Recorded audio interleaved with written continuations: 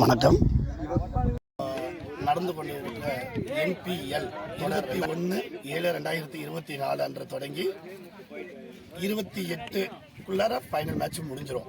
இப்போ தொடர் மேட்ச் நடந்துட்டு இருக்கு. இதனோட தொடக்கம் எப்படி ஆரம்பிச்சதுன்னா 2005லேருந்து வந்து ஒரு ஊரோட மற்றொரு ஊர் மேட்ச் நடந்துக்கிட்டே இருக்கும்.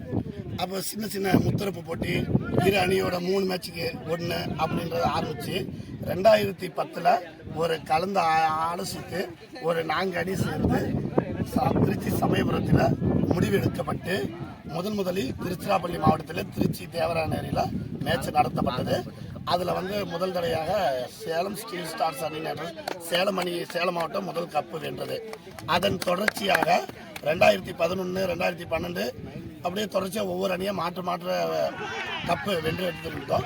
2012 வந்து இன்னும் கொஞ்சம் டீம் எண்ணிக்கை அதிகரித்து 8 அணியாக சேர்ந்து 2012, 13 அப்படியே தொடர்ச்சியாக இப்போ வெள்ளிமலையில் வந்து 2024 இப்போ 10 அணியாக விளையாண்டு பண்ணிட்டு இருக்கோம். இதில் வந்து சேலம் அணி 3 கப்பும், தேனி அணி 2 கப்பும், காரமடை அணி 2 கப்பும், மலையப்ப நகர் அணி பெரம்பலூர் மாவட்டத்தில் 2 கப்பும், வெள்ளிமலை அணி 1 கப்பும் வென்று எடுத்திருக்கு.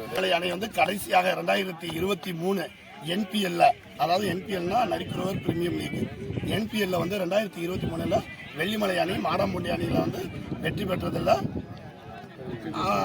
அதன் தொடர்ச்சியாக NPL 2024 வெள்ளிமலை அணி தொடர் நடத்தி நடந்து சிறப்பாக செயல்பட்டு இருக்கிறதுக்கு காரணம் கோச் ரங்கன், வெள்ளிமலை அணியின் கோச் ரங்கன். அவருடைய தனி முயற்சி அதிகமாக, அவருடைய பங்கு மிக அதிகம். அது சிறப்பாக ஓடிக்கொண்டு இருக்கிறது. ஒவ்வொரு அணிக்கு தனியாக அவங்களுக்காக ஒவ்வொரு வீடு இல்லை சமுதாய கூடமோ இல்லை ஏதாவது பள்ளிக்கூடம் இயங்காமல் இருந்துட்டு இருந்தாலோ அந்த மாதிரி ஒவ்வொரு இடத்துல ஒவ்வொரு அணிக்கும் ஒவ்வொரு இடம் கொடுத்துருவாங்க. ஒரு 2 வேளை சாப்பாடு கொடுத்துருவாங்க.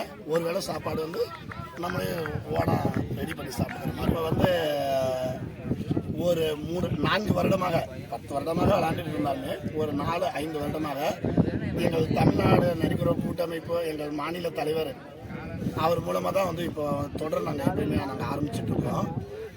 பட் அவங்ககிட்ட சப்போர்ட் கேட்டாங்கன்னா அவங்க செய்கிறாங்க. ஒரு 10 நாள் 20 நாள் சம்பாரிச்சு அந்த பணத்தை சேகரித்து என்ன பண்ணுறோன்னா நாங்கள் டீமாக வந்து கலந்து இதுக்குள்ளே ஒரு மாதத்துக்கு முன்னாடியே பணம் சேர்க்க ஆரம்பிச்சிடுவோம். அவங்க தனித்தனியாக உண்டையில் சேர்க்க ஆரம்பிச்சிடுவோம். ஏன்னா மித்தவங்கள்ட்ட நம்ம வந்து கேட்கறது கிடையாது. அப்படி கேட்டோன்னு யாரும் தரது போது கிடையாது. அதனால எங்களுடைய சிறு வயதுலேருந்து இந்த கிரிக்கெட்டில் நாங்கள் ஊர்னால அந்த ஆர்வத்தை நாங்கள் அநேக பேருக்கு தெரிவிச்சப்படுத்தினால அநேக பேர் அவங்களும் சேர்த்து அவங்கவுங்க டீம் வந்து ஆட ஆரம்பிக்கிறோம். பார்த்தீங்கன்னா நாங்களும் சேர்த்து ஒரு டீம் காசு வந்து நாங்கள் வந்து ஒரு என்ட்ரன் பீஸ் நாங்கள் கொடுப்போம். எங்களால் முடிஞ்சது நாங்கள் கொடுத்துருவோம். எங்களுக்கு உதவுனா இந்த டீம் சின்னதாக இருக்காது, பெரிய லெவலில் நடத்துறதுக்கு கொஞ்சம் நல்லா இருக்கும். ஆனால் யாரும் கொடுக்கறதுனால நாங்களே வந்து இருக்க காசு வச்சு நாங்கள் நடத்திட்டு இருக்கோம்.